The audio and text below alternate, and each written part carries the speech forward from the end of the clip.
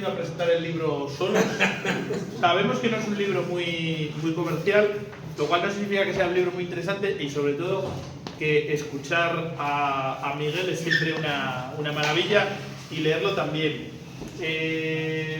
Yo le descubrí hace 2 años por Comuneros, que es un libro que no me cansé de recomendarlo a todo el mundo que pude, porque vamos, me parece, para mí fue uno de los grandes, o sea, yo creo que es uno de los mejores libros de historia que leí en muchísimo tiempo, uno de los mejores libros de historia aparte de ese periodo, y aparte es uno de los libros de historia mejor escritos que he leído nunca, porque es que Miguel habla muy bien y escribe todavía mejor. Bueno, parecido. Y es un libro que es, bueno, como un libro de historia, pero tiene a veces como ramalazos de novela.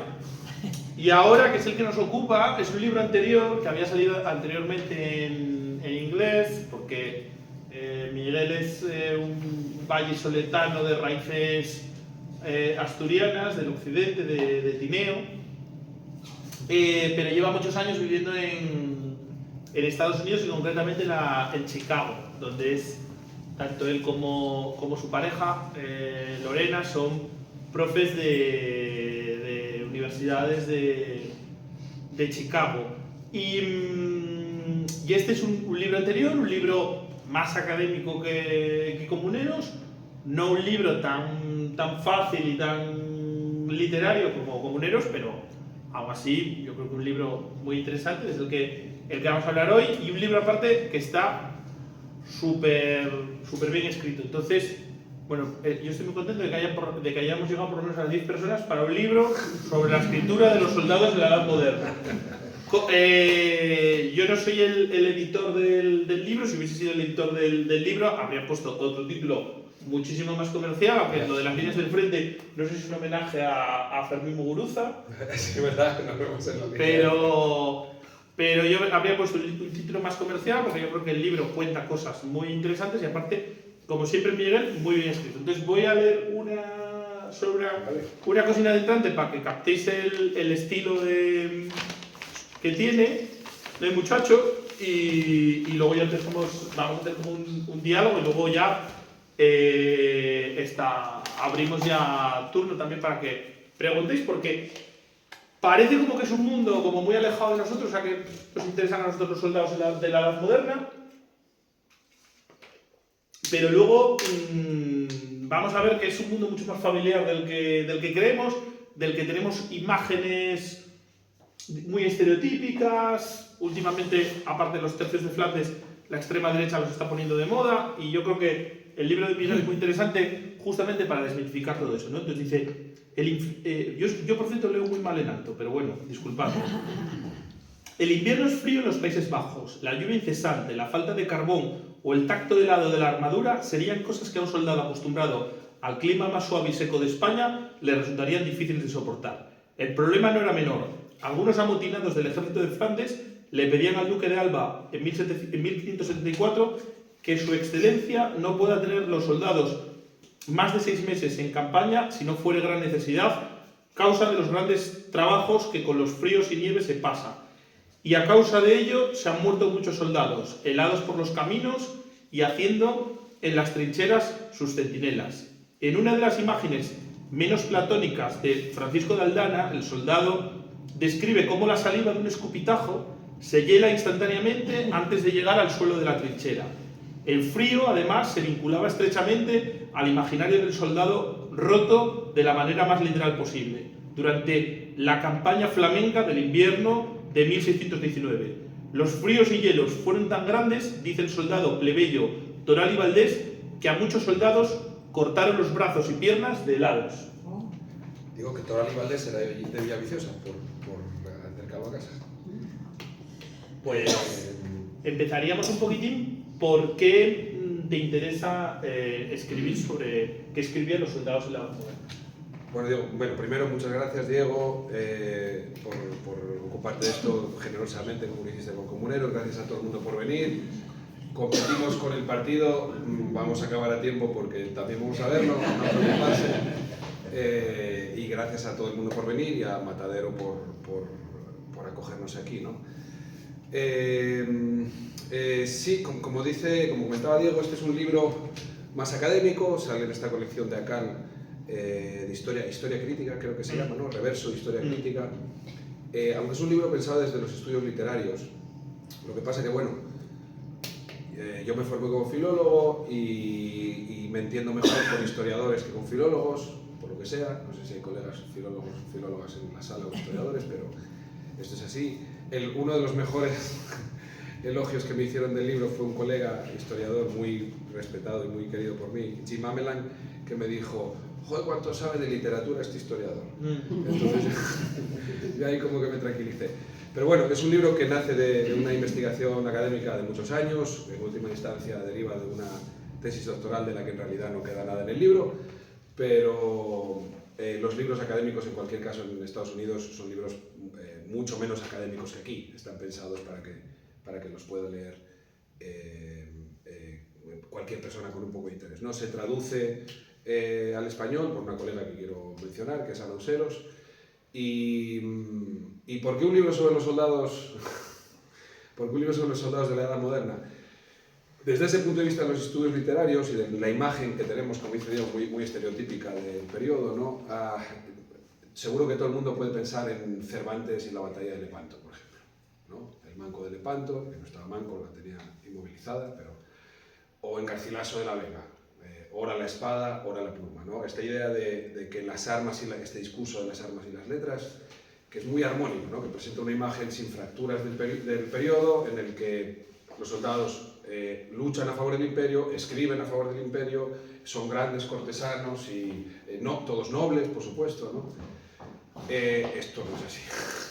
Hay una tensión muy fuerte entre lo que se espera de soldados cuya profesión es y cuyo salario deriva de hacer guerras imperiales por todo el mundo y lo que en realidad escriben, que son visiones muy críticas y muy alejadas de esa grandilocuencia que esperamos. Bueno, también hay discursos grandilocuentes, pero no lo agotan todo, ¿no?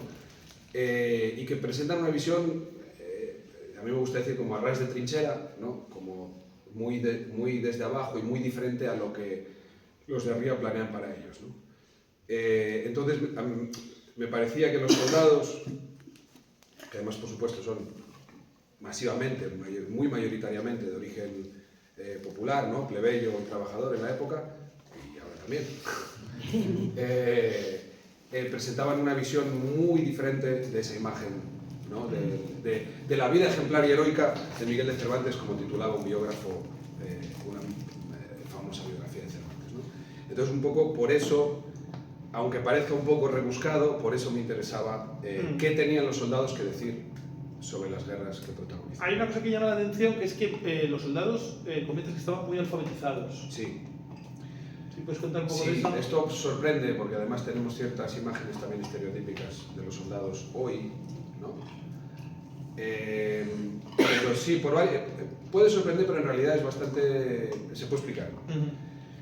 ¿Por qué? Porque en primer lugar porque los soldados eran hombres y el género es en la época es una variable mucho más determinante a la hora de predecir tasas de alfabetización que la clase, ¿no? Entonces es mucho más probable saber leer y escribir en la época siendo hombre que siendo mujer, en mucha mayor medida que siendo aristócrata o siendo zapatero, ¿no?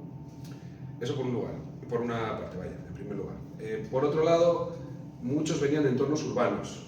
Esto los historiadores militares han estudiado muy bien los perfiles de los reclutas y venían en una mayor proporción, a pesar de que la mayor parte de la gente en la época vivía en zonas rurales, ¿no?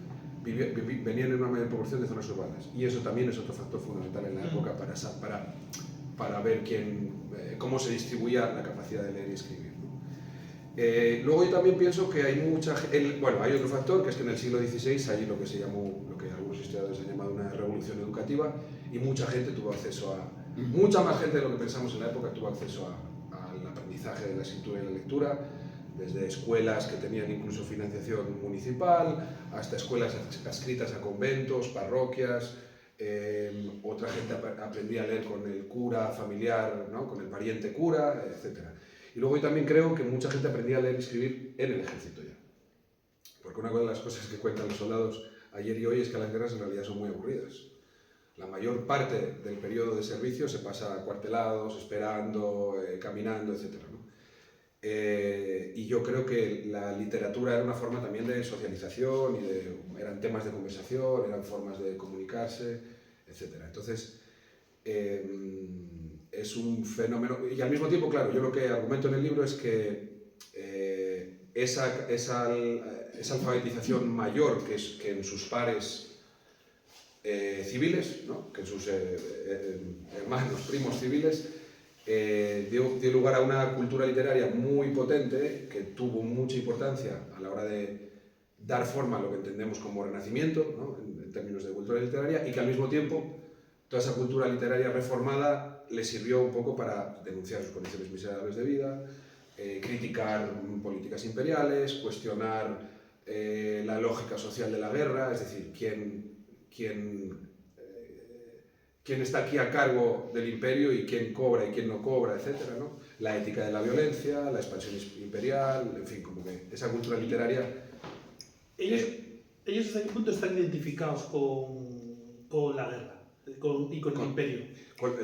Yo diría que son dos preguntas diferentes. Sí. Claro, porque con la guerra justo una de las cosas que se ve en los textos que escribían, ¿no? Es que hay una identidad socioprofesional muy fuerte, ¿no? Con la guerra, justo. Con la guerra como profesión, con sus unidades, con su compañía, con su profesionalismo, digamos así, ¿no? Y que yo en algunos momentos argumento que se convierte casi pues, en una identidad de clase, ¿no? ¿Quién soy? Soy un soldado plático, un soldado experimentado, veterano, que sé cómo se hace esto, ¿sí? Y se convierte en una identidad que puede tener, por eso digo una identidad de clase, que puede incluso tener más importancia que otras identidades, como el ser católico, el ser hombre, o el ser español, o el ser aragonés o catalán. Entonces, eso por un lado, la identificación con la guerra, sí, a pesar de que la guerra era, por supuesto, el lugar en el que vivían miserablemente, pero bueno, era su medio de vida y acaba siendo una identidad socioprofesional. Con el imperio no existe. Imperio es una palabra que en la época ni siquiera... No usaban la palabra imperio para hablar del imperio, ¿no? Imperio quería decir mando, gobierno, dominación, pero no, ellos usaban la palabra monarquía. Con la monarquía no se identificaban tanto, pero sí que había, lo hablábamos el otro día, ¿no? Sí que hay cierta identidad frente a algunos colegas que son muy críticos con esto. Yo sí que creo que existe un lenguaje y un vocabulario para hablar de España en la época que no sería tan diferente del que hoy podríamos usar. Lo cual no quiere decir que fuera su identidad dominante o que todos se sintieran españoles en la misma medida, ni nada por el estilo, ¿no? Pero sí que hay una... entonces sí, esas identidades son variables, a veces se identifican más, a veces menos, a veces luchan por su rey y a veces le llaman verdugo al rey. Son discursos muy múltiples, muy contextuales, muy... ¿no? Sí. O sea, las razones por las que te hacías soldado, ¿cuáles eran? Y luego, ¿qué relación contractual tenías con el ejército? Las razones por las que te hacías soldado son múltiples, pero hay una fundamental. Y además la cuenta muy bien Cervantes en un momento del Quijote en el que Don Quijote y Sancho se encuentran con un muchacho que va a la guerra, un muchacho muy joven que va a la guerra, y va cantando una canción que dice: a la guerra me lleva mi necesidad, si tuviera dineros no fuera en verdad. Entonces la razón número uno y casi absoluta para alistarse es la supervivencia y un salario que la mitad de las veces no llegaba, pero bueno, un salario. Ahora, también hay otras razones. Hay varios testimonios que hablan, por ejemplo, del afán de ver mundo, ¿no? Y eso para un joven, ¿no? Pues ir a Italia, porque la carrera normal era ir a Italia primero, bueno, la carrera normal, uno de los cursos así más más esperables, ¿no? Pues claro, Italia era una especie de sueño, de libertad, de juego, alcohol, mujeres, vida libre, una sociedad muy urbanizada y muy exquisita, etcétera, ¿no? Entonces eso también era otra razón, pero yo diría que en una medida muchísimo menor que la otra. Y luego la relación contractual que ellos tienen con Ellos- el ejército. Cuando como se reclutaban las compañías era que a un capitán que nombraba el rey, son oficios siempre del rey, igual que los soldados son soldados del rey, pagados por el rey. La palabra soldado deriva de la palabra sueldo, de manera que su identidad deriva justamente de esa relación salarial contractual con el rey. ¿Sí? Entonces a un capitán le daban un documento que se llama una conducta que lo habilitaba para levantar una compañía de infantería o de lo que se necesitara, ¿no? Y entonces iba a un pueblo o a un barrio, a una parroquia, ¿no? Y plantaban ahí la bandera, el tambor, y los jóvenes se inscribían, sí, porque en su mayoría eran jóvenes, llegaban y se inscribían en el libro de la compañía y a partir de entonces eran soldados del rey. En algunas ocasiones les daban un sueldo adelantado para que compraran ellos sus propias armas, equipo, etc., ¿no? Y desde entonces eran, como digo, soldados del rey y estaban obligados contractualmente a servir donde los mandaran sus superiores militares. Por eso hay un texto, un soneto muy impresionante de un soldado que es un escritor relativamente conocido, que se llama Andrés Rey de Artieda, que juega con esta idea del salario y en la obediencia al rey para llamar, como decía antes, al rey. La llama al pagador, que es el oficial encargado de pagar los salarios, lo llama verdugo, pero bueno, en última instancia está llamando verdugo al rey, que es quien proporciona el Luego, tú en una parte final del libro hablas de que hay un determinado momento que empieza a haber mucha conflictividad social en el ejército que está en el norte sobre todo que está en el norte de Europa, ¿no? Que empieza a haber huelgas, motines, e incluso que eso tiene mucho que ver, o sea que la decadencia del imperio tiene bastante que ver con toda esa conflictividad social. Entonces, ¿puedes ahí contar un poco más de...? Sí, bueno, yo no hablo tanto de decadencia, esa palabra bueno, le gusta sí. mucho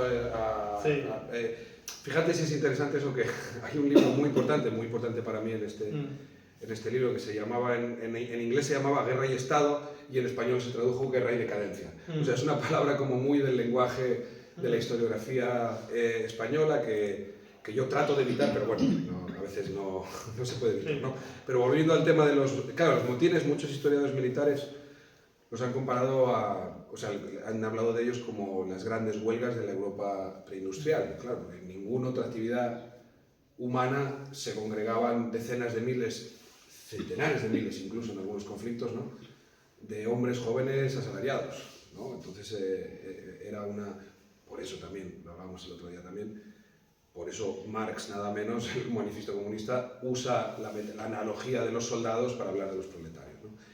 Entonces, un motín era así, en realidad era una huelga que estaba muy organizada y que tenía toda una ritualidad y un proceso, ¿no? Cuando no llegaban las pagas, que en el caso de la guerra de Flandes era todo el tiempo, ¿no? Tanto así que el motín se convirtió en una forma casi ritual normal de conseguir que... ¿Y qué podía pasar en ese motín? Los motines, entonces no llegaban las pagas durante meses y los soldados se amotinaban. Lo que pasaba era, normalmente, en primer lugar, se publicaba un cartel. Se ponía un cartel en un lugar visible del campamento, del cuartel, y en ese cuartel se decía: estos miserables no nos pagan lo que nos deben, ya está bien, el rey y tal, no sé qué. Bueno, conservamos algún cartel de esos. Yo pongo una imagen en el libro del único cartel original que conservamos, ¿no? Y que yo lo uso también para hablar de la escritura la escritura, por un lado, como tecnología imprescindible para hacer la guerra moderna, y por otro, la escritura como algo peligroso, ¿no? Luego hablo un poco de eso. Pero bueno, se publicaba el cartel y expulsaban a la oficialidad. Y todos servían, en principio, bajo el mismo rango. No había rango. Es interesante que cuando se rompe la cosa, lo primero que hacen es eliminar la jerarquía militar, ¿no? Una vez así, se constituían en sujeto amotinado y todos votaban a una especie de gobierno temporal, que tenía sus nombres: el electo, el Fourier, el no sé qué. Y eso sí, una vez que los votaban, democráticamente, esos tenían poder absoluto. Y así lo que ocurría es que la plaza militar estaba bajo el gobierno de los amotinados hasta que lograban cerrar la negociación con el maestre de campo que fuera o con el oficial imperial que había. Yo hablo en el libro de algunos motines en Flandes, pero también en el norte de África. Era una cosa, vamos, muy común y muy interesante porque, claro, se generaba ahí un sujeto colectivo muy interesante, ¿no? Los soldados, yo manejé una correspondencia entre los amotinados y los oficiales en una ciudad del norte de África que se llamaba Magdía y claro, se firmaban colectivamente, los soldados de África, ¿no? Y claro, pensamos en la guerra como esta cosa tan jerárquica, ¿cómo lo digo?, tan sin espacio a ningún tipo de socialización política, otra que obedecer y punto, ¿no? Pero claro, los motines para los soldados eran tan cotidianos como limpiar el arcabuz y como hacer el pillaje y como pasar fame, o sea, era lo más cotidiano del mundo era vivir motines. Es raro el soldado que no vivía un motín en algún lado, ¿no? De hecho, uno de los que hablo en el libro, que es un fulano desconocido que se llamaba Baltasar de Hierro, escribió un poema épico donde en lugar de narrar la conquista de esta plaza de Magdía, lo que hace es narrar el motín. Que no parecería un asunto épico, a menos que consideres que lo que primaba ahí justo no es cierta identidad imperial o cierto servicio al rey, sino cierta identidad socioprofesional, de clase, soldadesca, ¿no? El libro tiene como 3 escenarios, ¿no? Que es el escenario del Mediterráneo, que es, cuando nos entendamos, la batalla de Lepanto, Cervantes y tal, luego el escenario europeo, el Capitán Alatriste, que luego hablaremos de ello, y el tercer escenario es la conquista de América, ¿no? Donde te quería preguntar un poco por la conquista de América y cosas, pues eso, chocantes, ¿no?, que cuentas en el libro, como es el tema de los mapuches, que de repente se encuentran. Entonces, un poco, que cuentes un poco de esa visión de los soldados, de los indígenas y de cómo es la conquista de América. Sí, es un tema súper interesante porque Chile en el siglo XVI y XVII se convierte en una especie de Vietnam para el imperio, ¿no? Y Vietnam que nunca consiguen resolver, que pierde, vaya, que pierde la corona. Y bromeábamos antes, digo yo, que casi hasta ahora, porque la República Chilena tampoco nunca, y el conflicto sigue activo en realidad, no en forma de conflicto militar, pero sigue abierto. Es una historia fascinante. Hay un soldado relativamente conocido que se llamaba, a lo mejor algunos lo conocéis, Alonso de Ercilla, que escribió un texto que se llamaba La Araucana a mediados finales del siglo XVI y que contó todo esto desde habiéndolo vivido en primera persona, como escribían siempre estos soldados, ¿no? Y las cosas que cuenta son fascinantes. O sea, para que nos hagamos una idea, para que nos situemos, porque esto es el sur de Chile, es como el sitio más remoto, los confines, dice él, los confines de la monarquía. Pero se escribe casi más sobre Chile, que parece una cosa menor y era una colonia menor, que sobre Perú o que sobre México. ¿Por qué? Por la derrota. Porque están intentando explicarse cómo el imperio pudo perder contra esta confederación mapuche, que era mapuche es un término genérico, pero bueno, una confederación indígena en el sur de Chile que tenía tanta fuerza como los que tenía enfrente. No solo eso, sino que peleaban parecido. Peleaban como en falanges de infantería, con picas, etc., ¿no? Como Maquiavelo quería que la guerra nueva se hiciera, ya que ya no hubiera caballeros, que tal, porque era mucho más efectivo las falanges de piqueros como los griegos y los romanos, ¿no? Parte de ese renacimiento humanista militar, ¿no? Entonces, claro, los españoles llegan allí y se encuentran con estos ejércitos perfectamente organizados, con una moral de combate increíble, que se parecían incluso a ellos en la forma de pelear, y no dan crédito. Tanto no dan crédito que la primera crónica general del Reino de Chile, que la escribe un jesuita, se titula Flandes indiano, que es quizá la forma que tenían ellos de decir Vietnam, lo que yo dije ahora con Vietnam, ¿no? Porque es una guerra encarnizada, larguísima, hay 4 o 5 sublevaciones generales en las que muchas veces matan al gobernador español, se acercan a Santiago de Chile, se imprimen relaciones en Lima, que está muchísimo más arriba. Claro, Chile era parte del virreinato del Perú, ¿no? se imprimen relaciones en Lima diciendo que están todos ahí muertos de miedo porque van a llegar los araucanos, los llamaban en la época, y se los van a comer a todos, etc., ¿no? Entonces se convierte en un tema increíble que en los escritos de los soldados, claro, es otra de las cosas que es interesante de ver la guerra desde ese punto de vista, ¿no? Porque claro, nosotros pensamos en, ¿cómo lo digo?, en la direccionalidad histórica.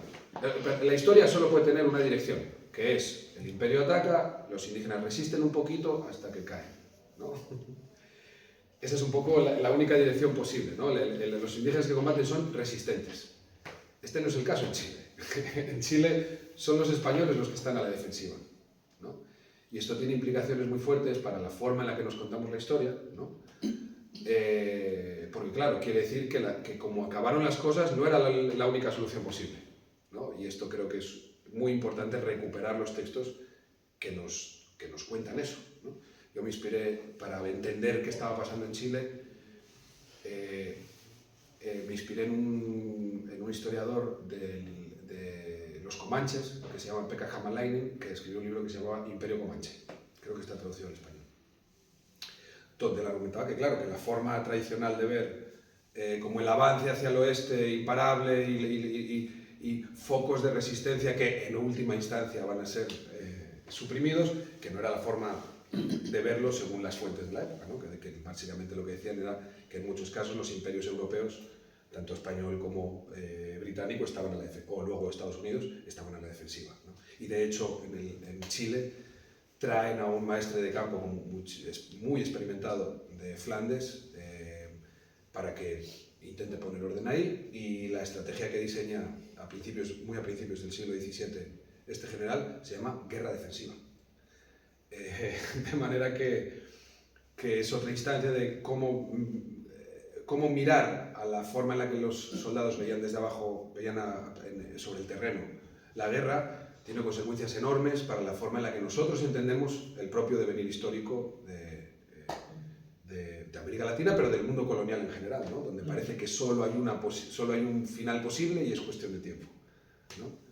Y eso, por ejemplo, en el texto de Ercilla es interesantísimo como en muchas partes del poema, tal y como yo lo leo, no está claro que vayan a ganar, que vayan a vencer los españoles. Luego en el libro, o sea, salen muchas cosas que sorprenden, ¿no? Que son como muy desmitificadores de la imagen que podemos tener de los soldados del rey. Por un lado, historias de amor también entre soldados. Sí. O el tema de gente que una vez está en el cautiverio, que está bastante contenta en el cautiverio y no quiere que lo liberen, ¿no? Entonces, cuenta un poco de estas cosas, ¿no? Que encaja un poco con el relato del imperio. Sí, empiezo por el final. Este no es algo que trabaje yo mucho en el libro, pero en la Guerra de Chile justo hay un texto gigantesco del hijo de un maestre de campo en Chile, que se llama Pineda Bascuñán, y que escribió un texto larguísimo que se llama El cautiverio feliz. En la Guerra de Chile justo también hubo muchísimos cambios de bando, deserciones en múltiples direcciones, ¿no? Y luego hay cautivos infelices también, ¿no? Sí. Lo digo porque también en el libro trato algún cautivo de La Goleta y de Túnez que escribe textos sobre el cautiverio, que es otra cosa interesante porque es la escritura de una experiencia que no tenemos tanto, ¿no? Y acaba cautivo en Constantinopla y cuenta unas cosas interesantísimas de Estambul, de una embajada persa que llega, en fin, un texto súper interesante. Y luego sí, esto me habría gustado también trabajarlo más, pero hay Amores entre soldados, hay un texto increíble que se llama La inquieta Flandes, precisamente, donde en un canto lo que hace el autor, que se llama Cristóbal Rodríguez de Alba, es, imitando a Virgilio, un episodio clásico de Virgilio, Niso y Euríalo, en la Eneida, que es una historia de amor entre dos hombres, lo reescribe con dos soldados con nombres franceses y españoles, hablando de las circunstancias de la guerra en la que él estaba participando. Entonces, sí, había cosas muy interesantes. De todas maneras, a mí me gustaría haber trabajado más, y no tuve ocasión, o fuentes, o tal, pero sí, de intentar buscar textos e historias que hablaran más de esa afectividad, de esa homosocialidad tan fuerte que se da en la milicia, ¿no? Y que da lugar a este tipo de historias, por supuesto, castigadas con juicio sumarísimo y pena de muerte instantánea según la ley militar, ¿no? Lo cual no quiere decir que no se dieran. Pero las historias que conocemos casi siempre son... Y el hecho de que esté reflejado ese castigo significa que era una cosa que era habitual, ¿no? Claro. Luego, te quería preguntar también por cosas, digamos, también desagradables que hagan ellos, o sea, violaciones de mujeres, actos de pillaje, saqueos. ¿Escriben también sobre esas cosas? Sí, escriben también sobre esas cosas, pero fíjate que no... Lo que sí que escriben es sobre los textos sí que inscriben como la queja de los vencidos, la maldición de los vencidos, ¿no? Cómo los vencidos maldicen al vencedor, ¿no? Esas cosas sí, y registran violencia sexual sin duda. Sí, y eso claro, porque o sea, el conflicto eterno también, ¿no? No sé si eterno, porque doy ejemplos de lo contrario también, pero es entre soldados y sociedad civil, ¿no? Porque claro, en la época, hacerse soldado era como ya automarginarse de la sociedad de alguna manera, tenían sus propias, o sea, las leyes civiles no aplicaban en muchos casos a ellos, tenían sus propias ordenanzas, en muchos casos más permisivas con ciertas cosas que la ley civil. Y luego además había un sistema de logística militar en los desplazamientos los soldados se alojaban en casas de civiles por un sistema de boletas en las que la gente estaba obligada a acoger en su casa a soldados que se desplazaban. Y eso generaba todo tipo de resistencias, de violencias, bueno, os podéis imaginar, ¿no? De abusos, pero vamos, de violencia sexual, de robos, de todo tipo de abusos, ¿no? Y luego los soldados amotinados, claro, también, porque si no llegaban las pagas lo que hacían era el pillaje.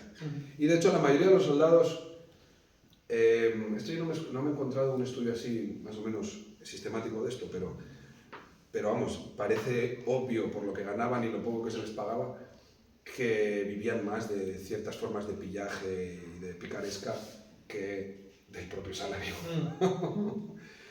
Pero, no, digo, es un conflicto eterno y en la época está por todos los sitios, en los textos y en las fuentes, ¿no? Pero también había cosas interesantes. Por ejemplo, hay un caso, un acontecimiento en Madrid en 1628, si recuerdo bien, en el que hay un conflicto. Van unos soldados, hay escasez, hay carestía, sequía, etc. Y van unos soldados a la panadería, ahí en la Plaza Mayor, ¿no? Y dicen, esto para nosotros. Y les dice el que estaba a cargo de aquello, no, ¿qué haces? Esto es del Pósito, lo que sea, yo qué sé, ¿no? Esto es de tal, ¿cómo te lo llevas? Y hay un enfrentamiento, y los soldados lo que hacen es irse a la cárcel de la villa, se atrincheran ahí, y hay una fuente que dice que se juntan como 2000 personas, como un poco, por lo que describe un poco lumpen madrileño de las novelas picarescas, a defender a los soldados que se atrincheran en la cárcel de la villa y que quieren liberar a todo el mundo que está ahí preso, ¿no? Un episodio como muy confuso, pero de repente en el que la resistencia o el conflicto de los soldados con las autoridades, de repente prende una chispa en el que se monta ahí un motín popular en medio de Madrid, muy descontrolado, muy extraño. Ya vamos terminando, te iba a hacer dos preguntas y luego ya abrimos, ¿no? Sí. Que era una, por un tema que siempre pasa con todas las guerras, que es muy difícil la reinserción de los soldados, ¿no? O sea, que eso, los soldados de la Primera Guerra Mundial, unos terminan haciendo la Revolución Rusa, otros apuntándose al fascismo, pero los veteranos de la Guerra de Vietnam, otro percal enorme, pero incluso en épocas más recientes, por ejemplo, muchas de las mafias, o sea, las maras de Centroamérica vienen de guerrilleros, las típicas mafias de gente procedente de la guerra de Yugoslavia. Entonces te iba a preguntar también por el tema de los exsoldados. Sí.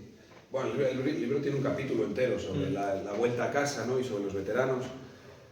Es un tema, esa imagen yo creo que sí que la tenemos, o la tenéis algunos en la cabeza, ¿no? Que es la imagen que da la literatura picaresca, ¿no? Y y ese mundo de Lampa madrileña retornada, ¿no? que refleja muy bien, yo que sé, Quevedo, o la vida del Estebanillo González, o los textos de Cervantes, Rinconete y Cortadillo, ¿no? Ese mundo de AMPAs, un mundo lumpen proletariado preindustrial en las ciudades como Sevilla, Madrid, ¿no? Superpobladas, con escasez de recursos, etc. Ese es el mundo al que se integran los soldados cuando vuelven. No hay nada para ellos, no hay una policía a la que puedan incorporarse ni nada por el estilo, ¿no? Entonces cuando vuelven en primer lugar, como se decía en la época, rotos. Y entonces la figura del soldado roto, que es roto es interesante, porque es roto en un sentido físico, ¿no?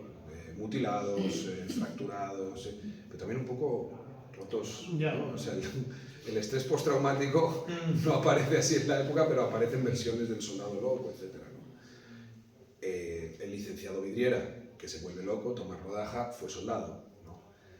Entonces es una figura del soldado roto que vuelve a Madrid a pedir sobre todo pagas atrasadas, aumentos, destinos, de todo, ¿no?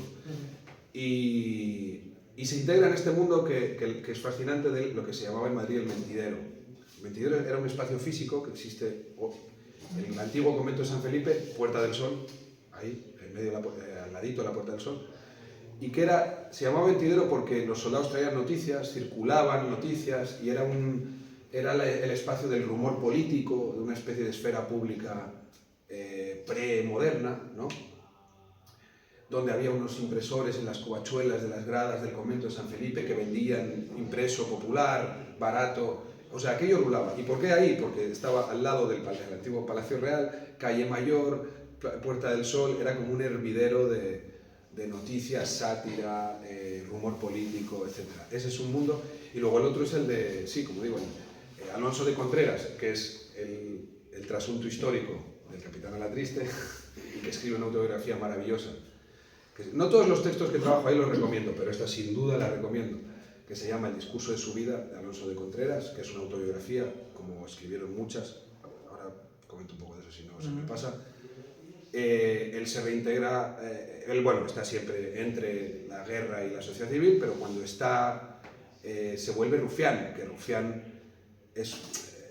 tiene el mismo sentido que hoy, como alguien, pero también tiene un sentido más preciso, que es proxeneta, ¿no? Entonces también es ese mundo de la prostitución y de la picaresca, sin duda, ¿no? Entonces, claro, porque como dices, ¿no? Eso es muy desmitificador también, porque tanto el futuro de la vida del soldado como el presente son descorazonadores, desalentadores, ¿no? Hay un texto muy importante de Diego Núñez de Alba que se llama Los diálogos de la vida del soldado, que en efecto son unos diálogos, esta forma literaria renacentista, que no es teatro, pero que está dialogado, ¿no?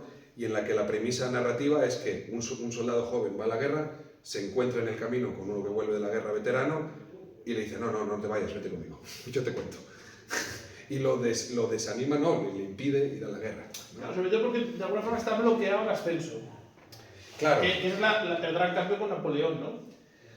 Bueno, no sé con... Sí, claro. O sea, bueno, aquí había un rollo... el soldado, sí. o sea, los aristócratas copan... Sí. El soldado, digamos, ¿cuánto puedes ascender socialmente yendo a la guerra? Claro, es que esto, o sea, la ¿Con soldadesca... cuánto dinero puedes volver a España? Roto. O sea, pero, o sea, hay muy pocos casos, pero vamos, contados con los dedos de pocas manos, de, por ejemplo, ennoblecimiento. De ennoblecimiento real, ¿no? Patentes de hidalguía o tal que derivan de la actividad militar. Aunque todo el discurso sobre la guerra es precisamente que es una actividad noble, que está a cargo de los nobles, que son los velatores, los defensores de la sociedad, en teoría en el orden antiguo, en el antiguo régimen, orden estamental, ¿no? Entonces sí, por un lado hay cierta promesa de ascenso social, o profesión honrosa, etcétera, que en realidad no hay nada de eso, ¿no?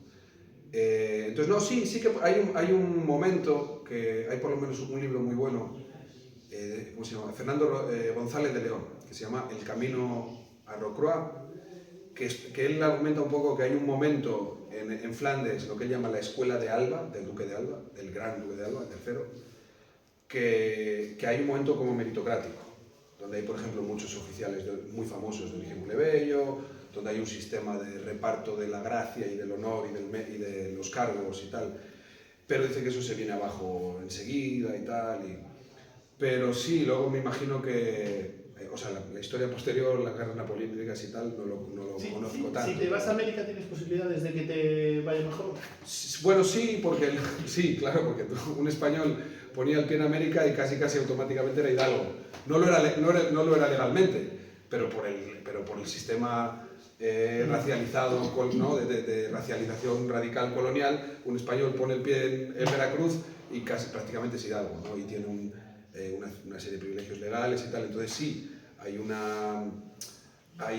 o sea, los más tirados que llegaban no todo el mundo, pero los que llegaban a México o a Perú, hombre, pues les iba bien. Esto estoy pensando no solo en soldados, ¿no? Estoy pensando en cualquiera. Pero a los soldados, claro, las tajadas de una expedición colonial, donde se repartía el botín y tal, los hombres de Cortés, pues sí, acabaron todos bastante bien. Los hombres de Pizarro, además a estos los conocemos con nombres y apellidos a todos, ¿no? Que por cierto, estas son las cifras más fiables que tenemos de alfabetización, y tenemos cifras de en torno al 70-80% de hombres que iban con Cortés y con Pizarro que sabían leer y escribir, a pesar de que los hidalgos, los nobles, eran minoría. Ya lo único para terminar, porque ya estamos ya llegando al final, y ya para que la gente también hable y tal, comentarte un poco, o sea, preguntarte por el tema izquierda-derecha con la Edad Moderna, ¿no? Que el otro día en la entrevista que te hacía decía, la izquierda debería leer más historia moderna. El anterior libro, Comuneros, el prólogo que no es nada inocentes, de Xavi Domènech, que yo creo que era un gancho para que mucha gente que en principio la historia moderna no le interesa también leyera el libro. Y tú en Comuneros planteabas que la historia de España sería diferente si en vez de poner el arranque de la Edad Moderna en el descubrimiento de América, lo pusiésemos en los Comuneros, que fue casi como el anticipo de la Revolución Inglesa y de la Revolución Francesa, ¿no? Entonces, ahí te quería comentar, ¿no? O sea, ha habido en los últimos tiempos como un movimiento, yo creo que muy inteligente por parte de la derecha, cultural, intelectual, política, que es ir mucho hacia la Edad Moderna. Yo creo que han visto que la guerra civil es como un campo donde lo tienen muy perdido, ¿no? Porque Franco era el aliado de Hitler, ¿no? y de Mussolini, entonces muy difícil frente a un régimen democrático, ¿no? Era muy difícil meterse ahí, y se han metido en un tema como aparentemente, digamos, banal, que aparte está mucho menos tratada por la izquierda, que está muy centrada en la guerra civil, la posguerra, la represión del movimiento obrero, y se han metido ahí como súper fuerte, ¿no? De repente con una reivindicación enorme de los tercios de Flandes, la idea de que el imperio no estuvo tan mal, que la leyenda negra de los españoles en América es un mito, y eso ha calado enormemente, porque, o sea, yo en conversaciones de Chigre, la gente habla, bueno, es que... De Chigre y de departamento. Sí, no, pero el éxito yo creo que es no que se abren los departamentos, sino que se abren los Chigres, ¿no? Sí. El libro de Roca Barea sobre que el imperio no estuvo tan mal, que los españoles abrieron universidades en América y tal, vendió mogollón, y luego no solamente es la gente que compra el libro, que los libros siempre son minoritarios, sino que eso llega mucho más a través de documentales, a través de... el otro día había una exhibición de los tercios de gente disfrazada de tercios de Flandes, ¿no? Que han entrado ahí muy, muy fuerte. Entonces, tú ahí desde posiciones democráticas, progresistas, ¿qué crees que hay que hacer con la historia moderna, y cómo ves un poco todo este rollo que está entrando muy fuerte? Tú dices que la derecha lo tiene perdido con la guerra civil. Yo creo que aquí la izquierda lo tiene perdido desde hace años con la edad moderna, pero lo cual no quiere decir que no haya que dar la pelea. A ver, yo llevo años diciendo y comentando con colegas y tal, que el centro, lo más gordo del rearme simbólico de la derecha en los últimos años, ¿no? Y de la relegitimación de ciertos discursos completamente reaccionarios sobre la sociedad de hoy y sobre el pasado, los pasados nacionales, ¿no? tiene que ver con esa relectura de la historia, ¿no? O sea, eso que a algunos nos haría gracia en otro contexto y tal, de la gente haciendo cosplay de los tercios, Abascal poniéndose un morrión, pero claro, esto es la extrema derecha, pero como dices, no, esto ha penetrado a... Yo hablé con muchos colegas que no van por ahí, que el libro de Roca Barea que no estaba tan mal, que hacía falta y tal. El libro de Roca Barea es un disparate absoluto, pero bueno, eso lo podemos hablar en otro momento si queréis. Pero yo creo que, como decíamos, ¿no? La izquierda tiene que hacer y escribir y leer más historia moderna y más literatura del siglo de oro. O sea, yo creo que el problema del siglo de oro, y lo voy a decir con las palabras que ahora también están en cuestión y tal, yo creo que eso es insoslayable para elaborar cualquier relato coherente sobre el pasado nacional. Y que es imposible quedarnos solo, por cierto, el relato coherente sobre el pasado nacional, que ahora mismo solo tiene la derecha. ¿No? El problema no es que esté bien o tal, la gente se ríe. Ayuso, ay, qué barbaridad dijo Ayuso, ay, es que Nacho Cano, ay, que por cierto, lo acaban de trincar por, sorprendentemente, por contratar ilegalmente mano inmigrante, mano de obra inmigrante. Pero el problema no es que estos digan barbaridades, lo que, claro, y mis colegas, historiadores y tal, se llevan las manos a la cabeza, qué barbaridad, pues que da igual, es que no, el problema no es que esté bien o mal, es que es el único relato que hace sentido para... Que como relato, como narración, como cuento, ¿no? Que hace sentido comunitario para muchísima gente.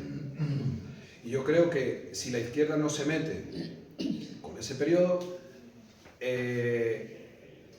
nunca va a conseguir elaborar un discurso, estoy pensando desde España, digamos así, ¿no? Pero un discurso nacional, un discurso servible, pero que sea democrático. Sí, O sea, que pueda por lo menos que nos ayude a mantener, por ejemplo, una relación crítica con el pasado imperial, por ejemplo. ¿Qué te digo? Pues estamos con este libro, pero hay una pincelada publicitaria de Comuneros. ¿Cuál? ¿Dónde? Sí, al sentido de Comuneros, ¿no? De contar este episodio... Sí, claro. A ver, yo lo del 1520 en lugar de 1492 lo lanzaba como hipótesis un poco provocadora, ¿no? Pero claro, la idea es eso. O sea, solo en el mundo hispánico la Edad Moderna comienza con una fecha imperial, ¿no? Con el 1492. Yo esto se lo tengo que explicar a mis estudiantes en Estados Unidos y lo tengo que explicar a los colegas. Edad moderna en español significa de 1492 para adelante, ¿no? Y yo proponía, digo, a ver, hay otros referentes históricos que hay que estudiarlos todos, hay que ser curiosos de todos, hay que estar conscientes de todos, pero cuando se trata de memoria pública, ¿no? Cuando se trata de pasado institucionalizado, en efemérides, en plazas, en nombres de calles, en currículos escolares, eso es pasado institucionalizado, ¿no? El imperio, por supuesto, que hay que seguir investigándolo, y hay que seguir enseñándolo y hay que seguir trabajándolo, ¿qué duda cabe? Pero a la hora de construir una memoria pública, ¿cómo vamos a construir una memoria pública sobre la conquista de Tenochtitlan en lugar de sobre, yo qué sé, la historia de las mujeres, los comuneros, la vida diaria de las mayorías sociales en la Edad Moderna, etcétera, etcétera, ¿no? A mí me parece, el imperio me parece un pasado ingestionable a nivel de memoria pública, no es algo a lo que nunca nos hemos enfrentado. Esto, la culpa es de nadie más que de los 80s y el gobierno socialista en los 80s, que decide con el futuro de 1992, futuro de modernidad, europeísmo, etcétera, jugarlo todo a la fecha del centenario. Y así es como se decide el 12 de octubre como fiesta nacional, y así es como se institucionalizan determinadas currículos en torno a ese pasado, etcétera. Pero vamos, claro, ahora esta vez, por cierto, el debate vuelve a estar caliente por el tema de la descolonización de los museos, etcétera. Yo creo que se ha hecho todo un poco apresuradamente y un poco torpemente, pero eso, lo llamemos como lo llamemos, hay que enfrentarlo. O sea, es imposible, pero además no es una cuestión simbólica. Estamos hablando de millones de migrantes de origen latinoamericano o guineano o filipino, no es una cosa simbólica, es algo que tiene efectos materiales muy concretos para nuestra vida en el presente. O la propia historia de Canarias, ¿no? Bueno. O sea, que de repente hay una gente que se llamaban los guanches, que nos suena como un poco, pero es como uno de los primeros exterminios. O sea, hay una comunidad autónoma en España donde hubo un exterminio de una gente que se llamaba los guanches, de las Sí, que... sí, sí. Bueno, y hubo episodios de lo que hoy llamaríamos limpieza étnica con moriscos y judíos. De nuevo, a ver, que mantener una relación crítica con ese pasado no quiere decir que nos estemos flagelando. No. Nosotros no somos ellos. Ellos hicieron que Hernán Cortés haría lo que hiciera y Pedro Alvarado haría lo que hiciera, pero lo que es problemático éticamente y políticamente es cómo nos contamos a nosotros esa historia y qué relación nosotros mantenemos con ese pasado, ¿no? Yo no creo que nos tengamos que estar flagelando, pidiéndonos perdón, no, ese no es el punto. El punto es construir un relato más o menos compartido que se haga cargo de esos hechos, Claro. por supuesto, que los condene en el mundo postcolonial, casi totalmente postcolonial, en el que vivimos, y que desde ese punto, desde ese lugar, un poco articule... Pero es la comparación entre cómo se celebra el quinto centenario del inicio de la conquista de América a todo trapo, comparado con lo discreto que es el quinto centenario Claro. de una cosa que pasa en Castilla y que anticipa la Revolución Francesa. De una cosa que no lo llamo yo, porque esto, si lo digo yo, seguro que lo dice José Antonio Maraval, un gran historiador, entre muchas otras cosas. Ahora vuelvo a Maraval. Un historiador, entre otras muchas cosas, de la insurrección comunera, que titula su libro, un libro completamente rompedor, nuevamente documentado y tal, en los 60, lo titula Las comunidades de Castilla, la primera revolución moderna. Otros historiadores han disputado ese relato, pero él, que es un tipo que merece el máximo respeto, considera eso, ¿no? Entonces, sí, claro, Maraval, no sé si lo situáis, fue el padre, por cierto, del ministro de Educación. El padre de ese Maraval fue un gran historiador, de hecho era politólogo, tiene un primer momento falangista, evoluciona hacia posiciones democráticas, incluso aunque él nunca lo formula así, muy en diálogo con tradiciones marxistas y tal. ¿Y qué hace él a principios de los 70? Esto lo habla con un colega con el que estoy trabajando en torno a Maraval, con Alex Alonso Nogueira. ¿Qué hace Maraval en los 70, en un momento de transformación política del Estado, ¿no? En el primer momento de la transición? ¿Qué hace? Se vuelve al siglo de oro, se vuelve a la tradición nacional y escribe varios libros, uno sobre el teatro y sociedad en el siglo de oro, la literatura picaresca desde la historia social, reescribe un libro que había escrito antes sobre el Quijote. Entonces, en un momento de transformación profunda del Estado en sentido democrático, él ve la obligación de repensar la tradición nacional. A esto voy con la izquierda y ese pasado, a esa necesidad. María Zambrano, la guerra civil, el exilio. ¿A dónde se va María Zambrano a pensar un poco qué pasó? Al siglo de oro. Y escribe textos sobre San Juan, escribe textos sobre Cervantes, escribe textos sobre... un libro que es seguramente el libro, si no el más importante, o uno de los más importantes, sobre el teatro del siglo de oro. Lo escribe un francés que se llama Lo villano en el siglo de oro, o en el título original era Los campesinos y tal, en el teatro del siglo de oro. ¿De dónde sale la idea del libro? De ver a los campesinos en alpargatas luchar en la guerra civil. ¿Me explico? O sea, no es este desinterés y este un poco desprecio, no desprecio, porque no es desprecio, es un poco, es por un lado ignorancia, no en un sentido negativo, sino desinterés, voy a decirlo así, ya está, desinterés por ese pasado de la izquierda. No ha sido siempre así, ¿no? Ese lugar, ese pasado, ese momento, el siglo de oro, como lugar de reflexión histórica, pero también política, lo tenemos en nuestra historia, y en figuras como Maraval o como María Zambrano.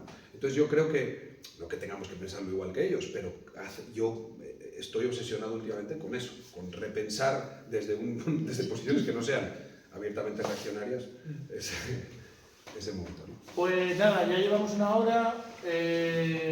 Si queréis comentar algo. Sí, quisiera que me explicases la diferencia de los motines en Flandes y en la misma época, en los barcos, el que se amotinaba porque quería dar la vuelta porque tenía hambre y tal, ¡bum!, al agua, o ahorcado. Sí.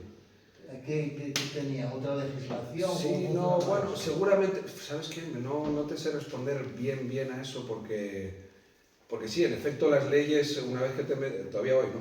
Una vez que te metes en un barco, la cosa se vuelve muy complicada, pero los motines eran similares, pero claro, estamos hablando de algo mucho más contenido, mucho más pequeño, mucho más... Pero sí, normalmente mataban al capitán y se apoderaban del barco, ¿no? Leí un par de novelas que volvían otra vez a Perú y los que les permitieron seguir viviendo los llevaron a la cárcel y allí los juzgaron, pero lo normal era bumba. Después de darles leña, al agua. O sea, primero les daban los latigazos y después al agua. Dices a los amotinados. Sí, sí, gente que se amotinaba o que tenían rumores claro. de que eran los cabecillas de la sublevación. En ¿no? el caso de los motines en tierra, en el caso de los motines en las plazas, lo que pasaba muchas veces es que entre las cláusulas que negociaban los amotinados estaba que no hubiera represalias, ¿no? Que no se ajusticiara, por ejemplo, a los cabecillas. Pero en muchos otros casos a los cabecillas se los amotinaba. Se los amotinaba. Se los ajusticiaba. Sí. Pero en general, claro, también eran un recurso escaso, los amotinados casi siempre eran gente experimentada, no podías ajusticiar a 25 de una compañía de 100, ¿no? El Cano llegó con 18 y no sé si se titularon entre los tres barcos y salieron a 100 tíos en toda la expedición. Sí. Bueno, algunas batallas en tierra eran así de dramáticas. Algunos de los que trabajo en el libro, ¿os acordáis de la historia del capitán cautivo en el Quijote? En el Quijote en la primera parte del Quijote hay una novela intercalada que se llama, que es un fulano que lo cautivan en La Goleta y en Túnez y cuenta la historia, son 2 o 3 capítulos de la historia del capitán cautivo. Esos hechos que cuenta ficcionalizados Cervantes, que es en el año 74, poco después de Lepanto, cae en La Goleta y Túnez y quedan unas pocas decenas de soldados. Unas pocas decenas, aquello fue muy sangriento, ¿no? Pero además muchos de ellos escriben cosas. Y entonces conocemos los textos de 6 o 7 mínimo, que de las pocas decenas que quedaron, que escribieron sobre ello. Las guerras después de lo que los historiadores han llamado la revolución militar, las guerras en el siglo XVI y XVII pueden ser muy sangrientas y con muchísimos efectivos. No era esa guerra medieval donde un poco era como el equipo A. Estoy de broma, pero donde la mortalidad era mucho menor, porque el poder de fuego era mucho menor y las guerras eran mucho menos masivas y mucho más cortas. Pues, ¿alguna cosa más por ahí? Sí, ¿Está a la venta abajo? ¿Lo tienes a la venta? Sí, estaba en la venta abajo por un precio muy módico. Y confirma el autor. Para animaros a comprarlo, esto en inglés costaba como 60 o 70 dólares y esto en español cuesta 23, creo. Los sueldos son distintos. Los sueldos son distintos. Sí, ya. El autor está aquí, si queréis firma. Y Comuneros también está por un precio muy módico. Y si queréis más marcha, de esto que os apetezca tal, La Peste en Movistar. Sí, muy bueno. Una serie, La Peste en Movistar. Una serie espectacular sobre el siglo de oro. Una serie, en mi opinión, muy buena. Pues muchas gracias, Miguel. Nada, a ti, gracias a todos.